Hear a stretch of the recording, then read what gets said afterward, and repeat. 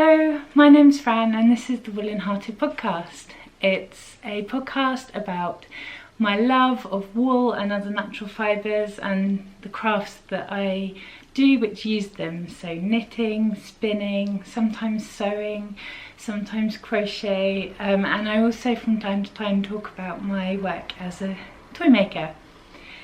Oh, welcome back. It's only a few days after I last recorded, but I thought I'd strike the iron while the fire is hot, I think we say. I thought I would just have another go at filming another episode. I last filmed on Sunday and it's now Thursday. One of the other reasons why I wanted to film today as well was because last Wednesday, so a week ago, it was my birthday, and I had a beautiful and very unexpected surprise of a bouquet of flowers. And here they are, a little bit heavy. As you can see, we don't own any vases, so I had to use a mason jar. And these beautiful flowers were a surprise from my mother-in-law, and she chose beautiful white blooms with, I love the evergreen, or the sort of the dark green that go with them, and a little bit of purpley pink on there. Is it fuchsias? And I just thought it would be lovely to share them with you, because these have been brightening up our kitchen, on the kitchen counter, and you can even see them through the window from outside, and people have been saying, oh, what lovely flowers. And I'm not really into bouquets of flowers. I think this is only the second or third I've had in my life, which actually is quite a lot. And it's always, I felt quite embarrassed when I knew I was going to receive them, particularly as the person who delivered them is someone we know. But when I thought about it, I thought, well, that's a really lovely gift and a really thoughtful gift from someone who we really treasure in our lives, but who lives very far away from us. And I just thought it would be nice to make the most of them and share them with you, because I don't think there's anyone who doesn't like a flower, whether it's a bouquet of flowers from the florist or what I'm more used to, which is wildflowers from the meadows and the woodlands. So yeah, I'll just put them back, but these are our little guests today.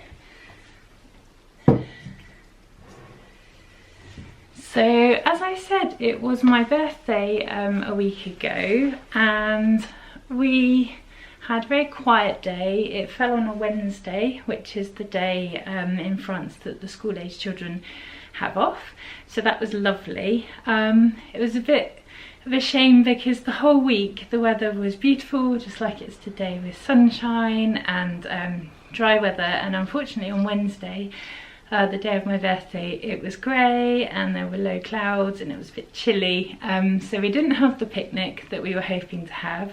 We didn't go to the play park as we were intending to do, and we had a quiet day inside, with me being spoiled by being told happy birthday every 5 minutes, which I just love.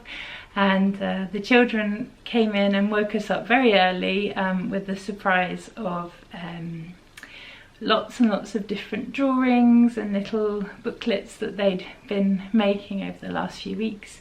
And I had 2 little homemade gifts from my son and my daughter, and it was just perfect. It was quiet and no fuss, just as I like, and it was just lovely. Cards from my loved ones who don't live near us, and so I didn't have that many presents. I had asked for a neck warmer, I think we call them, made of wool, because I often get quite cold ears in the winter when I'm outside, and I often wear my hair up. So I'm not always keen on putting hats on because the hair has to come down and then it gets messy. So I just like something to go around my ears. And also I had a wool one about 10, 12 years ago, which was a Christmas present, and sadly I don't have it anymore. And I sort of remembered about it a few weeks earlier during the 2 weeks that our children had skiing with the school, because they were fighting over the other ear warmer I have, which is bright red and just made from synthetic material, but again, I've had it since I was 18, so it's doing quite well. So I only had one of them, so they both were skiing at the same time on the same days, and it occurred to me after seeing all the squabbles that I could just make them one each. So I didn't have a chance to show you these last time, but I made them in a couple of days, I think, a neck warmer each. So I literally just cast on, I think, 80 stitches, and I just knit with this little cupcake on there, with this fingering weight wool. And so this one's my son's. Just thinking I might have to change. Oh, it's a shame because we can't see the flowers now. Let me just have a look. You can just see them there. Let's pull them over. There we go. Yeah, so this was my son's choices, and this one's my daughter's. Again, they chose the yarns they wanted. My daughter's very much into purples, and my son is more reds, although he does have some purples in it. And this yarn in both of them, apart from this bit of hand spun which I did myself, this yarn all comes from Stashvent. So I have participated twice in the countdown calendar organised by Mimi of the Yarn Chicks podcast. She's Liebved and Yarn Chicks podcast on Instagram, and I've participated twice in someone preparing for me a countdown calendar, so from the 1st of December to solstice, I think the first year I had, and then last time I had to Christmas Day, so I had 21 and 24 little packets. And I at the same time prepared some little yarny surprises for someone else, so I wasn't swapping with someone, it was kind of paying it forward. And the children absolutely loved both years the countdown calendar. We had a paper advent calendar for them, we don't sort of do chocolatey ones, and they were rather jealous that I had these two yarny ones. And so I promised them that I would knit them something with the yarns that they chose. So these were all from the first year. Ah, that was better. And I can't unfortunately remember what yarns they were, but I think they're all superwash sock yarns. Some of them are hand dyed, some of them I think were commercial, and so I held these doubled, and I think I knitted with 5mm needles, so it's a DK weight on 5mm, and it was such a thrill to see how they knitted up, particularly this one. I really loved this one. This one was really exciting to see how it turned out, and this one too, because I don't normally knit with yarns like this. I've never bought any commercial sock yarn as far as I can remember, and I haven't really bought any hand dyed yarn by anyone, so it's really fun, and it is incredibly soft, which means that they are happy to wear them, and it just brings me so much joy because I finally used up my Stashvent. And then this one is a little bit different. These two I think were from the first year, and then this lot is actually hand spun, because the second year I asked would anyone be interested in doing a hand spun swap. So I prepared a calendar of spinning fibres for someone who's now a good friend, and someone else prepared for me a calendar of, some of it was fibre and some of it was hand spun that she had already hand spun in a calendar she'd made herself. So all of that is hand spun, and I just went for stripes. The first year the swappee, she had done an amazing job at making me a gradient, And by the time I got back to these balls of wool in my stash, they had lost all the order and what it was. So I just went for stripes, and the children just, yeah, they love them. So they can wear them on the head, they can wear them around their necks, and they've also been enjoying kind of making a, oh, in French is a cagoule, a balaclava with them. So yes, that is 2 very successful knitting projects, which are now going to be put away very carefully with the rest of our woolly items. We've just started this week preparing for the seasonal rotation, so I've been going through all the knitted accessories, the hats, the scarves, the mittens, the shawls, just to see what we've got. Is anything too small? Is anything beyond repair? Does anything need repairing? And then we're sort of washing them, airing them out, and then putting them safely away. So yes, I found that there was some darning that needed to be done on all of the socks, including the ones I'm actually wearing right now. It's a big hole in my heel on this one, which wasn't there in my memory. So I've been trying to get back into darning, which is not something I find terribly easy. In fact, I find it rather not terrifying, but overwhelming, beyond my capabilities. I don't know. I always feel really embarrassed when the children go into school with a hole in their knee of their jogging bottoms, because something's been put on in the early morning very quickly in the dark, and I don't notice until it's time to go that there's a hole in the knee. And then when they come home, invariably that pair of trousers gets folded up and put back in the pile, and then I forget about it. So I'm really trying now. I feel really motivated to try and start properly mending our clothes. I've got a number of favourite linen dresses that have worn in this sort of area and under the arm that need patching up, but again, I'm not too sure how to do it, so I'm a bit frightened to do it. So I thought I'd start with just quite simply working on some hand knits, because that's quite forgiving. And actually it was inspired by this one, because somehow when I was weaving in the ends, I ended up cutting a hole in it, and it immediately needed to be mended.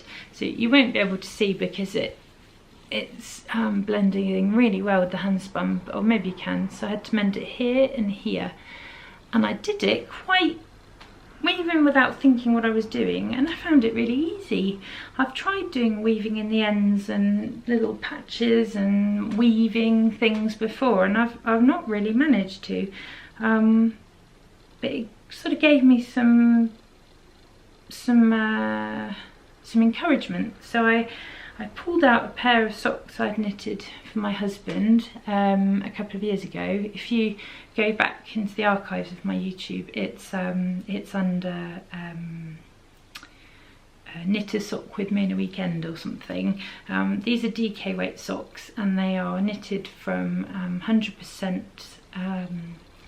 natural wool from a company called Woollen, who use a French company who gather wool from all over Brittany, which is where we've lived for a small time, and then they get it spun, and this is an undyed yarn, and it's a DK weight. And yeah, I knitted these socks in a week. I knitted one in a weekend, but I think the other one went a bit slower. And yeah, they were just in need of repair. So I started off with the yellows. Can we see? Yeah, so that's in the heel, and then there's some in the foot as well. That's blue. Can't really see very well. Oh yeah, there we go. And then on the other one, again, just needed some holes patched in the toe, and without even realising it, they were done. And it was like not painful, not overwhelming. I did it in one go. My husband tried them on and said, "Oh yeah, they still feel comfy," because I was worried that I've done it in the past, and the the repair is quite bulky and it's sort of uncomfortable when you're wearing it. So I'm rather pleased with these. I'm really pleased. So they're going to be ready to be put away. And although I do tend to like to keep out a pair of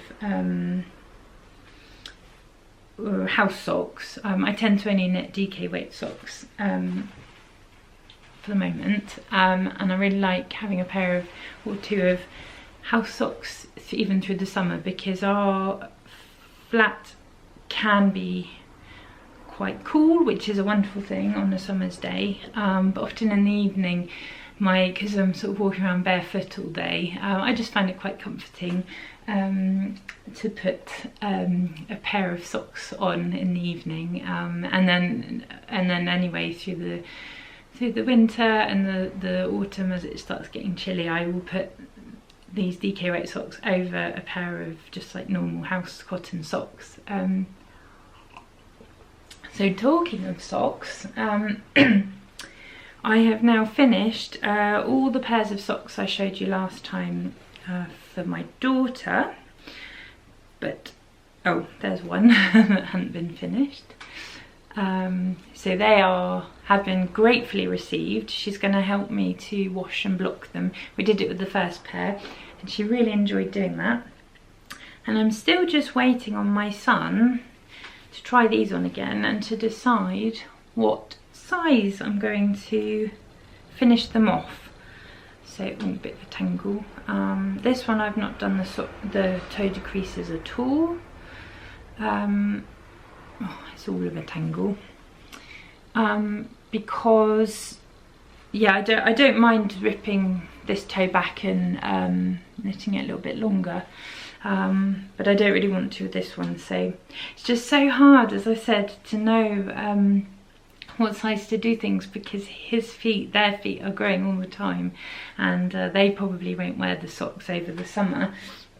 So yeah, I've got to do I just make them half a size larger or go for how they are now? Like, I don't know the rate at which his feet are growing really, although a year ago his French grandma did give him a pair of her old walking shoes, which, oh well, not old, but she wasn't using them, and they were size 38, European size 38, and he's now size 39, so he's grown out of them. He's coming up to the age of 10, so he's got really big feet, and it was rather funny this week because his school have been doing swimming every day at the local swimming pool, and for some reason the subject of feet came up, and he found out that he has not only the biggest feet in the whole school, there's only 40 children in his school, so it's not like it's a school with 1,000 students, and he was rather proud that his feet are bigger than his school teacher, so that was rather funny, but did give me food for thought. So I still haven't quite worked out what we're going to do with these, because I have knitted these using an adult pattern, because obviously it can be an adult size of foot, and yeah, we shall see. They seem very big to me, but hopefully by the next time I see you, I will have decided what I'm doing. I mentioned it was my birthday, and I did have one little gift to myself, which was some new needles. I have knitted socks since I was a teenager, and I started off on double pointed needles because that's the way I was taught by my grandma. I had the 4 needles in circulation for the first half of the sock, and then she taught me how to do the foot of the sock on 5 needles, and it was very normal to me to knit socks on 4 or 5 needles. And when I joined university, I'll just finish this row while I'm talking. When I joined university, I was more than over the moon to discover there was a knitting society, and so I joined up. And the first day I went, I took with me something I was knitting at the time, which was a pair of socks. And I got there in this little bar called the Mandela Bar, and there was reggae music playing, and there were all these people there. Some of them had some knitting with them, some of them were waiting. There was yarn and a big pile of straight needles in the middle of the table. And I just got started on my needles and on my knitting, and about a minute later one of the two organisers came to see me, and she said, "What are you doing?" And I said, "I'm knitting a sock." And she said, "But why have you got so many needles?" And it turned out that these two lovely girls, who were a year or two older than me, had started the knitting society because they wanted to knit. They didn't know how to knit, and nearly everyone who was there was a beginner, and they'd managed to find a lady who I think was possibly a yarn shop owner. I was at university in Bristol in the UK, so if you know who that could have been, do let me know, because I never really got into going to yarn shops when I was there. I was generally buying stuff from charity shops. But anyway, and they had got a lady to come and help and to show people how to cast on and get started. And so I ended up actually helping out, and I didn't do any knitting at all those first few evenings, but I just helped people get started on a project. So that was rather fun, and it's a really lovely memory that I often remind myself of when I'm just having a quiet reminiscence of university. But anyway, going back to needles, so I started knitting on double pointed needles. Then when my children were well, my son was a baby, I started using circular needles. Ooh. Oh, I thought it was a bumblebee, but no, it's an insect called a gendarme, which I don't know how we call that in English. I started using circular needles, and at the time I had Knit Pros. I had the whole sort of set that you could buy that was inspired by one of my friends who lived in the same village as me, and then I sort of added to the set as time went on, and I absolutely love my Knit Pros. I love them because I've had them for a long time. I had the bamboo needle tips, and yeah, they will always be for me like my go-to needles for like big projects and medium-sized projects.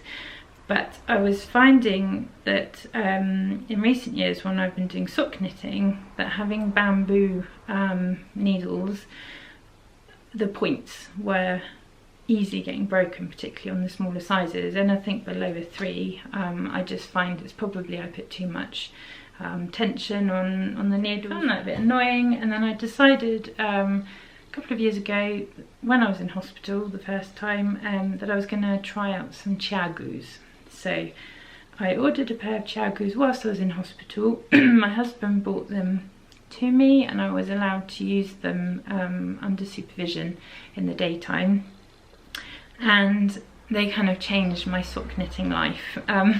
So these are they're actually interchangeable. They're size 3mm, and I think it's a 55mm cord, centimetre cord, and I just can't get over how comfortable these are and how wonderful they are. And when I was knitting the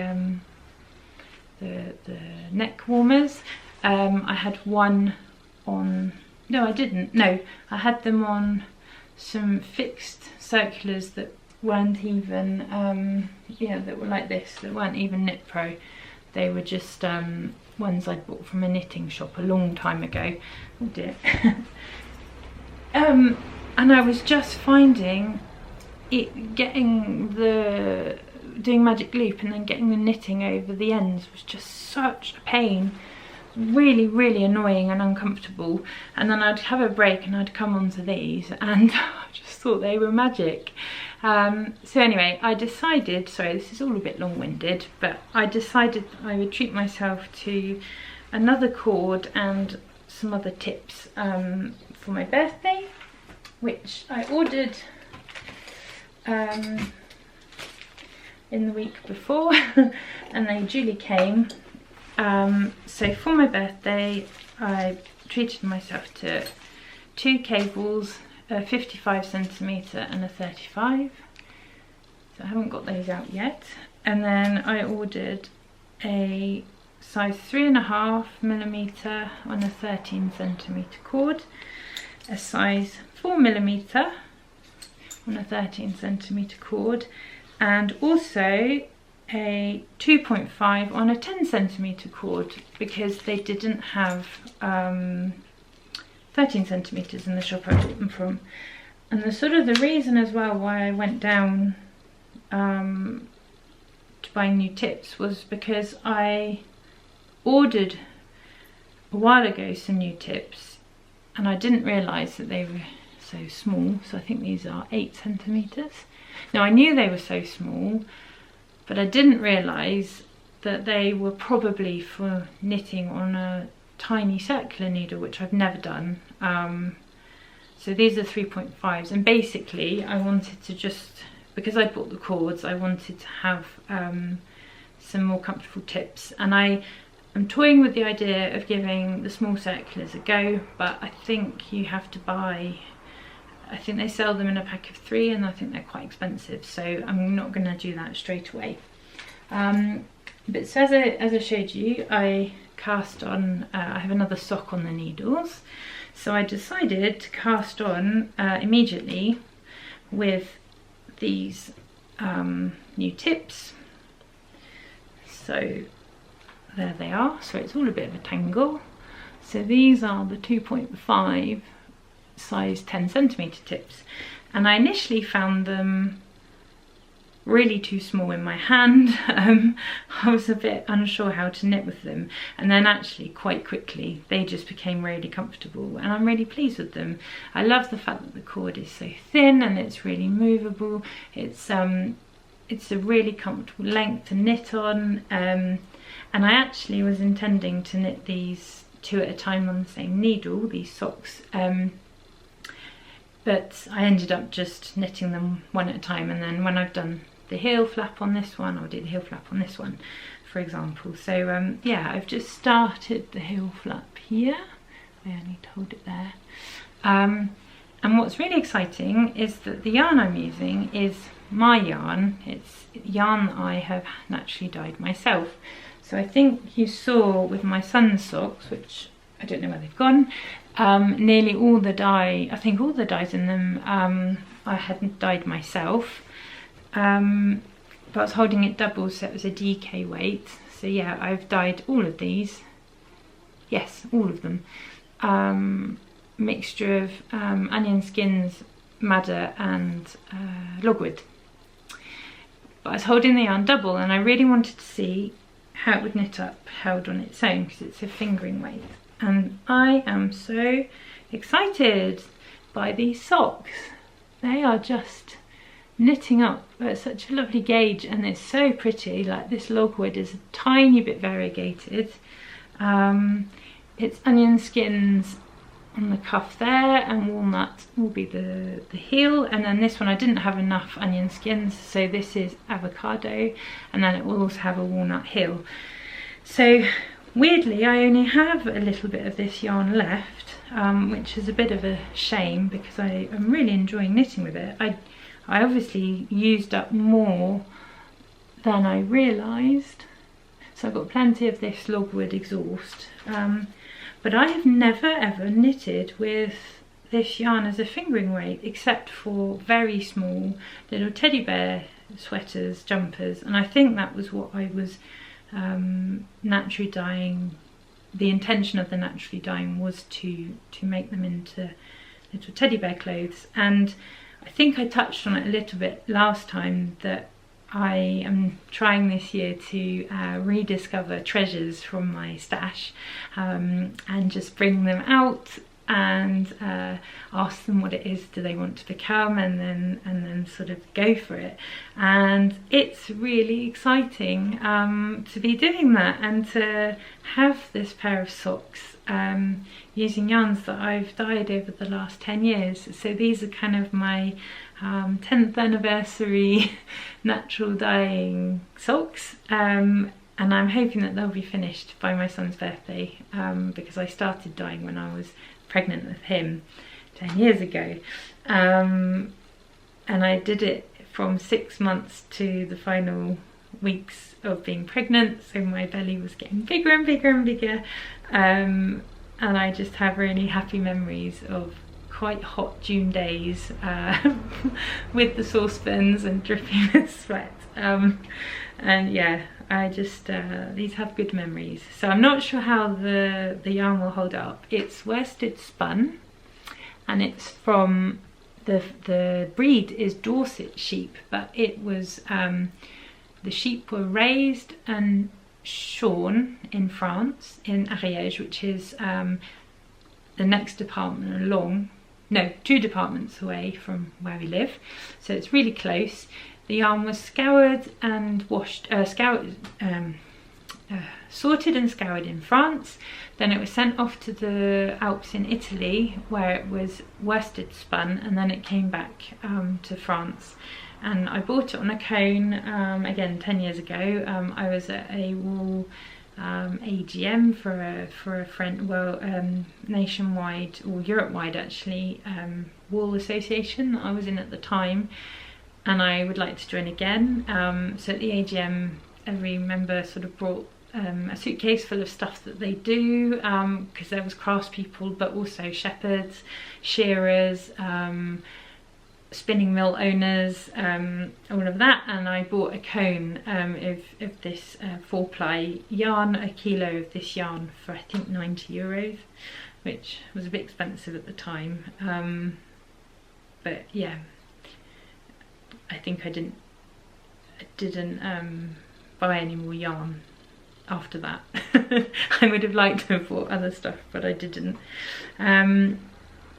Yes, so I don't know how it will wear up, but I have high hopes for it, and I will most definitely be darning these. These are, I'm intending to wear them, not just have them as a kind of show pair, although I'd kind of like the idea of having them on a sock blocker on my wall behind. Talking of which, I'm on the verge of possibly investing in a pair of wooden sock blockers. I've seen a pair for sale by a Dutch maker, and I'll put the name down here because I can't off the top of my head remember what they're called, and I'm just trying to decide whether I actually need them in my life, whether I just want them because they would be pretty, would they be practical, do I need sock blockers, what do you think, do you use them? If so, is wood best, or plastic, or should they be made of metal? What I like about the ones I've seen is that they're very cleverly, you have 2 sizes on each one, so I think the one I'm interested in is the medium to large.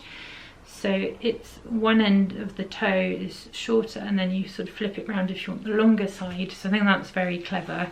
They're made of real wood, and I think they've been stained. They look beautiful, and I can imagine just for sort of inspiration they would look lovely behind on the wall. Yeah, it's just, are they necessary? Do let me know your thoughts.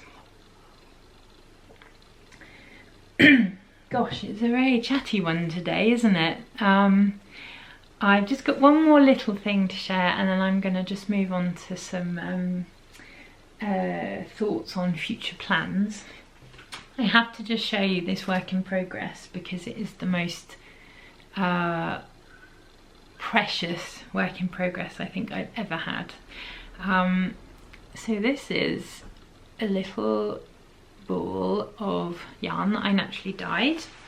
It's a sort of greeny turquoise colour, and I naturally dyed this with a dye called Saxon Blue, or Saxony Blue, and basically it's a way of dyeing with indigo without making an indigo vat. and I bought some off of a Welsh dyer who makes them and makes the concoction in her studio in Wales, and she sends a little bottle out and then there's instructions how to use it, and I've been using it for the last couple of years. It's fickle in the sense that I haven't quite worked out yet how it needs to be used properly. As you might be able to see, no, I don't think you can, there's one strand there that's very blue, whereas this one's come out more green. I had 3 different small skeins in the dye pot and they each came out a bit different. The variegation I think was where drops of the dye, I think what happened is I wanted to do a lighter dye bar so it wasn't going to be such a big vibrant colour, and I did that, put the yarn in, and then panicked that it wasn't going to be enough, so I dripped some more yarn of the mixture, and then the drip sort of went onto the skein of yarn and then didn't move, so they sort of got extra. Let me just see if you can see that there. No, I don't think you can. The bottom one is more of like a bluish turquoise. Anyway, so that was fun, and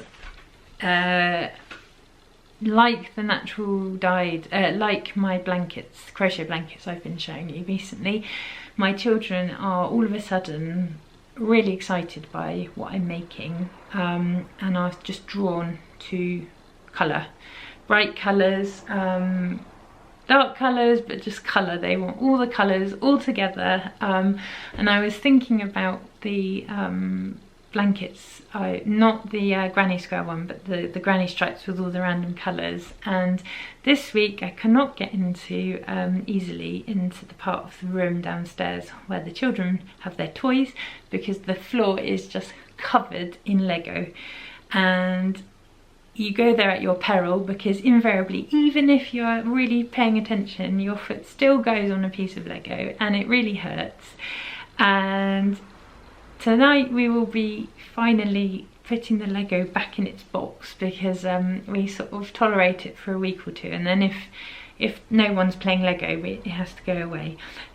So I've been thinking of those blankets I've been crocheting as my Lego blankets, because it's like a big jumble of colours and they just clash and don't go together, or there's too much, it's too busy, it's too chaotic, and I think they're a really good reflection of life at the moment, as parent to a soon 10-year-old and a soon 6-year-old. It's messy and it's colourful and it's chaotic, but it is warm and cosy, and I wouldn't have it any other way, and I think those blankets are going to encapsulate that. So yeah, I'm really inspired at the moment to continue with natural dyeing again. I have had yarn mordanting in the last couple of weeks, and I will just continue that over the coming weeks, and then hopefully, if I have time, we'll have 8 or 9 weeks, I think, after the Easter holidays, before the summer holidays, and I think I'll have time to hopefully do a bit of dyeing and also get a indigo vat, a small one, running. So my plan is to dye as many yellows as I can from onion skins, pomegranate skins and weld, and then I will have a green and blue fest as much as I can while the indigo vat is there, and then I'll stop over the summer, and then I'll start again in the autumn and be hopefully going for the browns and the reds and the purples. But anyway, this project, this work in progress on this pair of very gaudy plastic needles, but which have a little froggy and a little cow. I wonder if you can guess what this is. It's not very big, but this is my daughter's first knitting project, and I'm so proud. I am so excited by this. It's full of holes and increases that shouldn't be there and drop stitches, and we've only managed 1, 2, 3 rows so far, but she started this last week and is enjoying it so much, and I am enjoying it so much, and she's doing it all herself. In the past I've perhaps held a needle and then just got her to wrap the yarn around and then help me take the stitch off, But this she's doing completely on her own, and she sort of sits there like this with her needles and her shoulders bunched up. I'm like, just relax, you don't need to be all bunched up. She concentrates and she just loves it, and I love it too. And hopefully this is going to be a little blanket, a classic thing to make, of course, for a little woolly friend that I am intending to cast on next month in May for Magic 3 Mal. I'm not going to talk about the Magic 3 Mal today because it's still a few weeks off, and I want to save all that excitement for the first week of May. But I am very enthused about participating this year. I have been thinking up the sets I want to make. If you don't know, Magic 3 Mal is a make-along that starts the 1st of May and normally runs, I think, to the 1st of October, but sometimes to the end of December, depending on the participants and how far we are with the projects, etc. And it's organised by Mimi of Yarn Chicks, who I talked about a minute ago. And it is a make-along where we make 3 items, so a top, something to go on the bottom, and a toy or an accessory, I think, as well.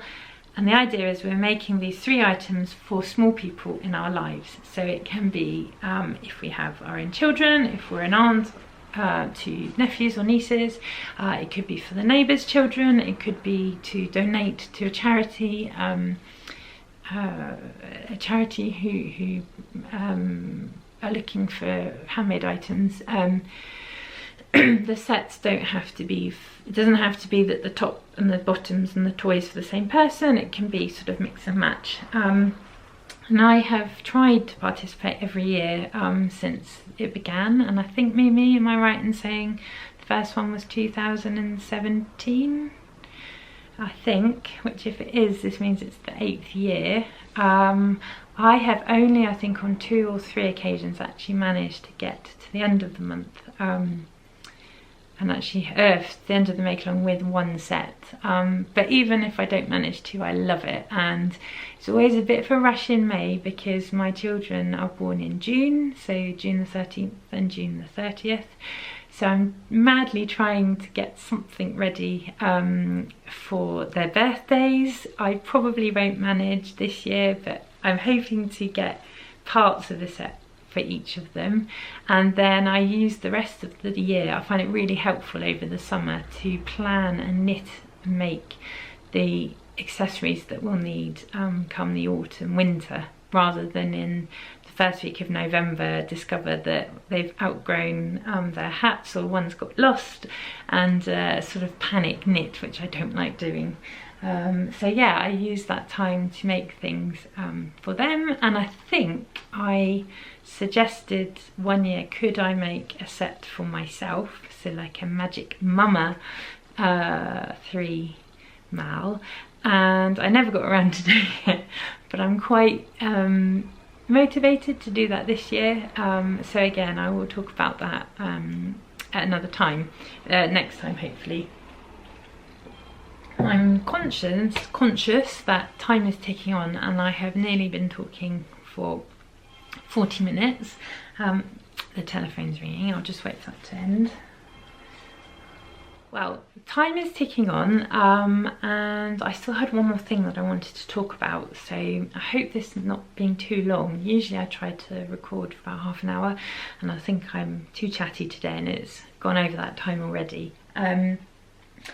But I have brought out some yarns from my stash because I would like this year to knit 2 garments. 1 garment for my husband and 1 garment for me.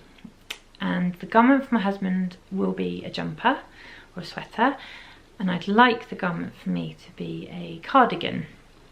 And in my stash, I can't remember what I said last time, but in my stash I have 1, 2, 3, 4 quantities of jumper stash. How do you say it again? Sweater quantity. I say jumper because I'm British, so these are they.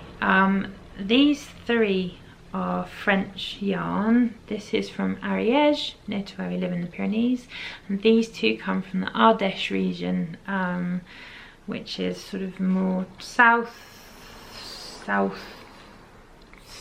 I'm not quite sure actually where Ariège is compared to me. Ardèche. Anyway, and then I have some Shetland. So this Shetland Jameson's is the oldest thing in my stash currently. I have 22 balls, 50-gram balls of colour brass.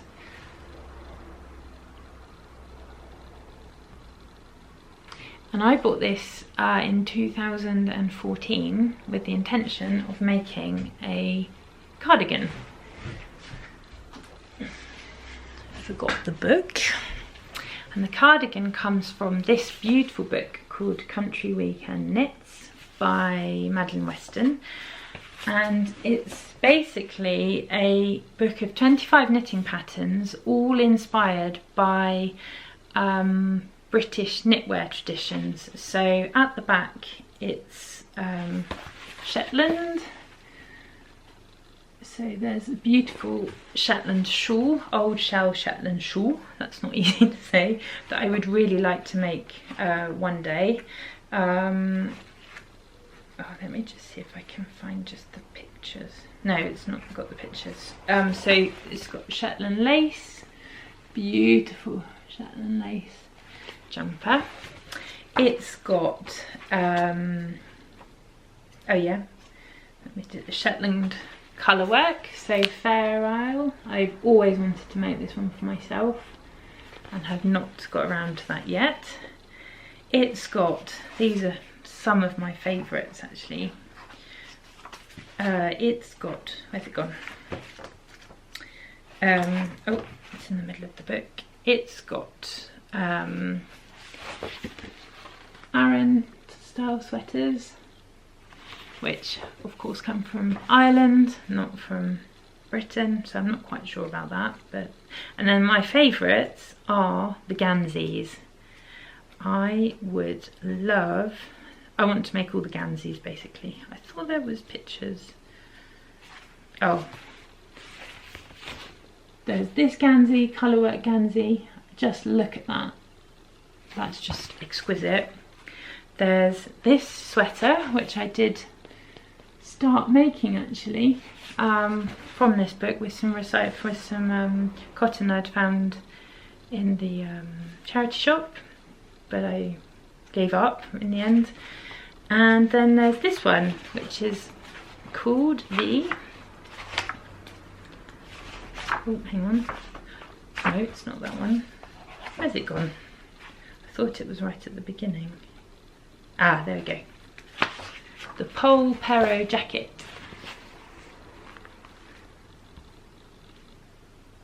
So the Pole Pero jacket is knitted from Jameson's Shetland Heather Aran, and you need 22 times 50-gram balls because, yeah, so what's frustrating with this pattern, it's either, so there's two sizes. There's to fit chest size 91 to 102, sorry, 107 to 116 centimeters, so size 36 to size 40, and that's it.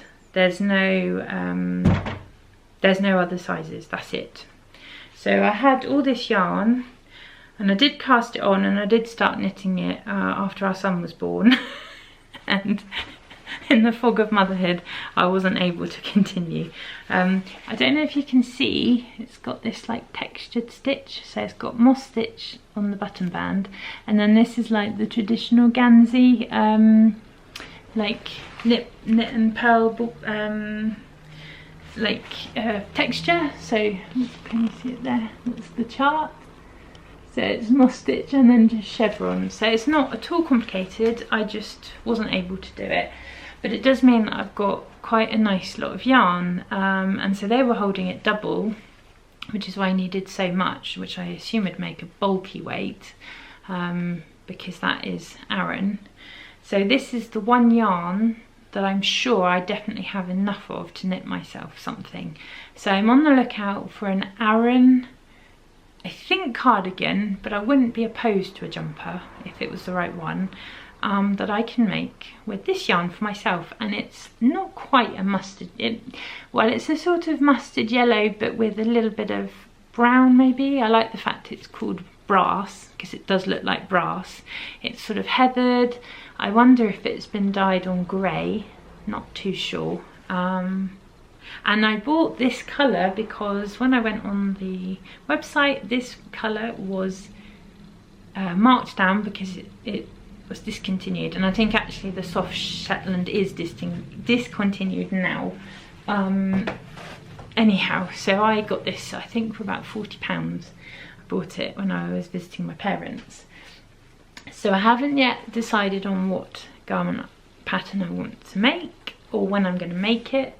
But that is on the cards for this year, because I'm really keen this year to make myself a full outfit. I would like a knitted garment with a knitted hat and a shawl and mittens, and then I'd like to sew myself either a long tunic or, if I really could, a dress. I'm dreaming of a hinterland dress by So Liberated. I don't know if I can, I don't know if I can afford it. Yeah, I'm just having to think about it. Everything for me is sort of thinking about it at the moment. If I were to make one, I would have to buy 3.5 meters of linen, which would be about €50. One moment.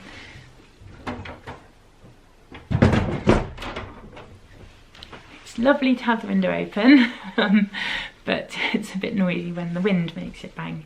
Yes, so I don't have to buy yarn because it's all coming from Stash, from my soulful stash, but I would need to buy the linen, and so what I'm going to try to do is sell some items of clothing that don't fit me anymore or that I'm just ready to pass on, perhaps some things that I've sort of grown out of, as it were.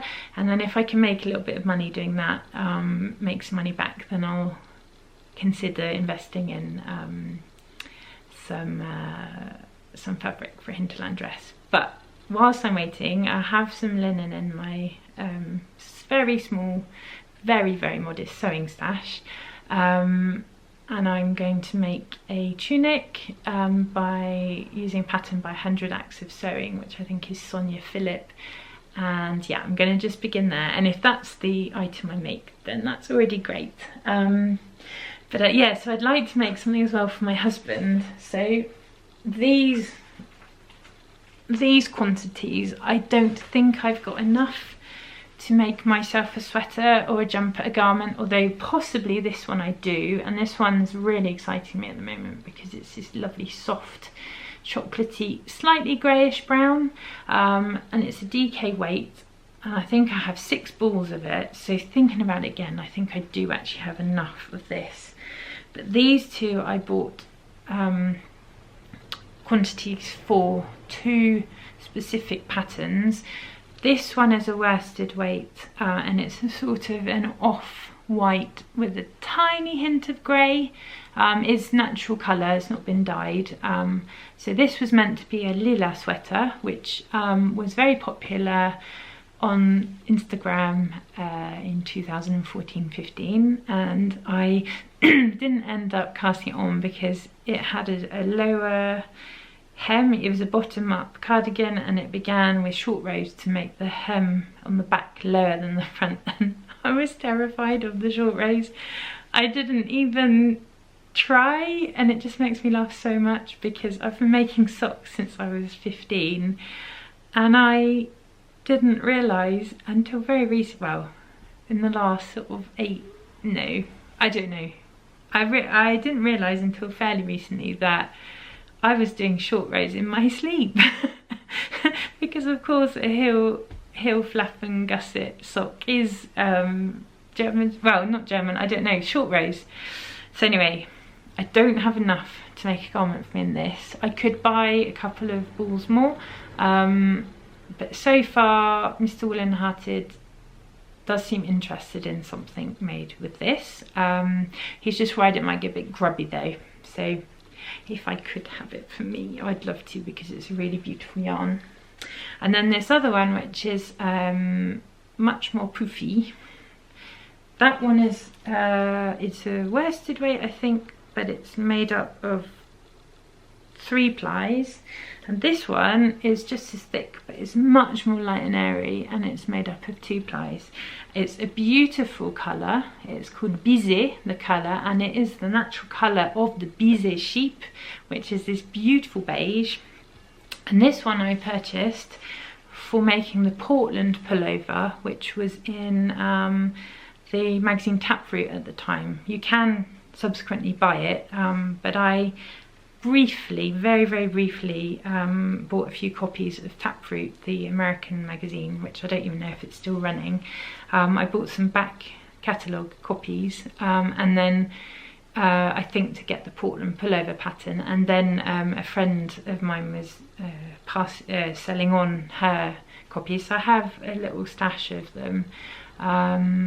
And yeah, I really wanted to make this Portland pullover, which sadly I don't have enough, and I'm not even sure if the pattern goes up to my size.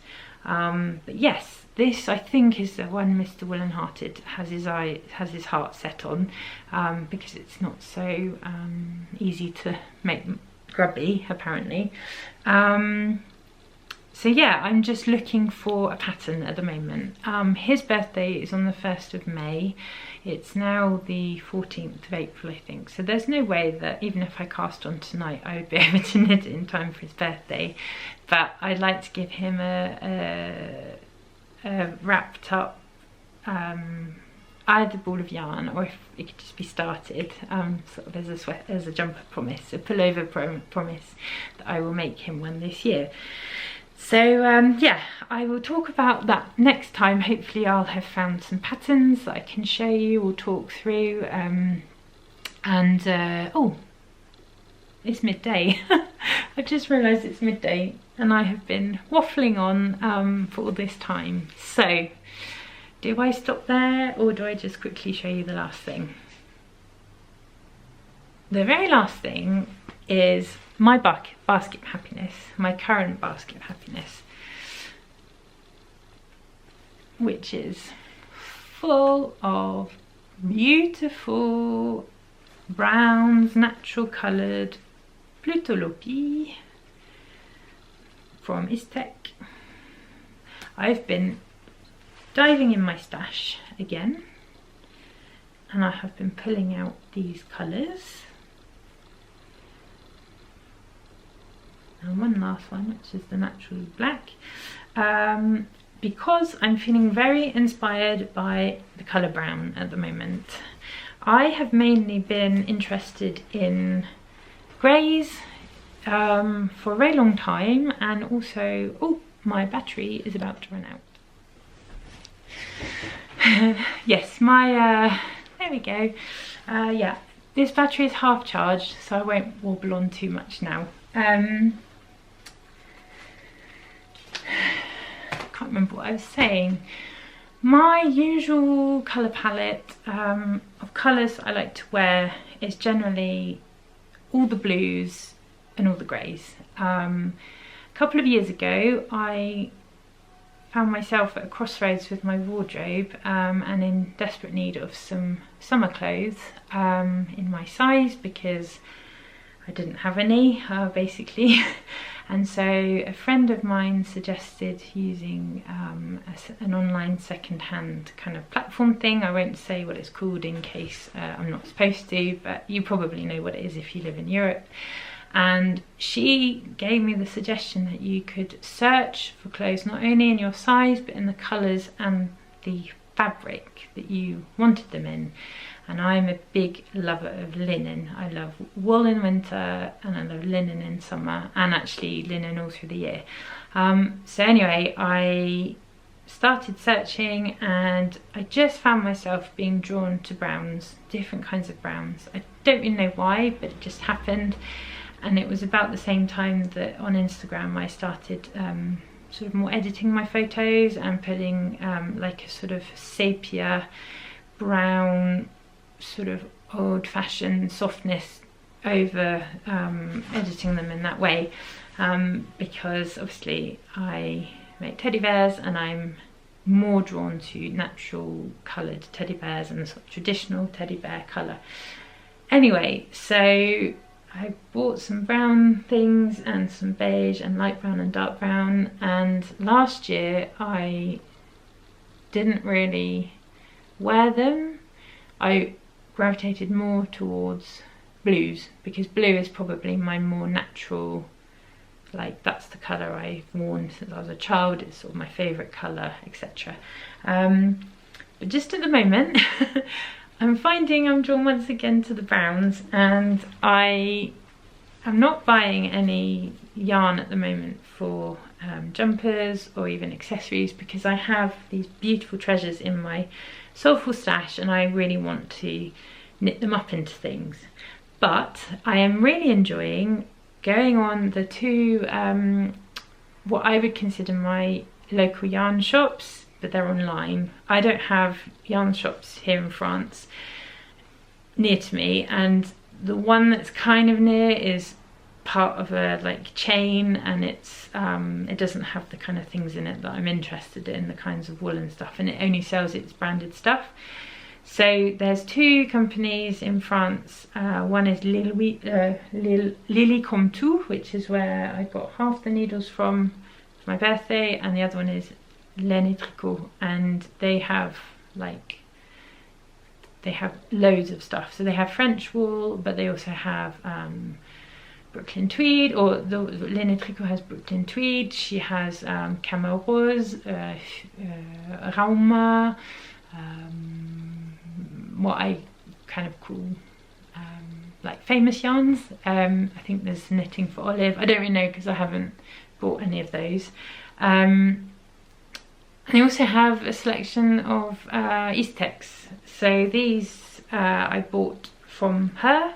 I think these were back in 2018 because I wanted to make Melody Hoffman's, is it the Aito shawl, which was like the first pattern using unspun,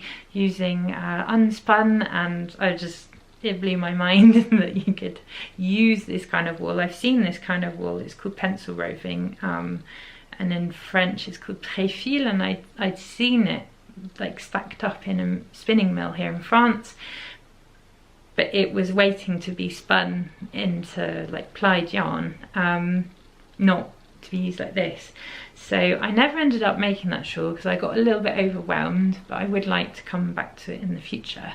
But so I have just been enjoying getting it out again, wondering like, could I make myself a garment? Like, would it go with this? This is one of my favourite linen dresses. It's a lovely soft old pink.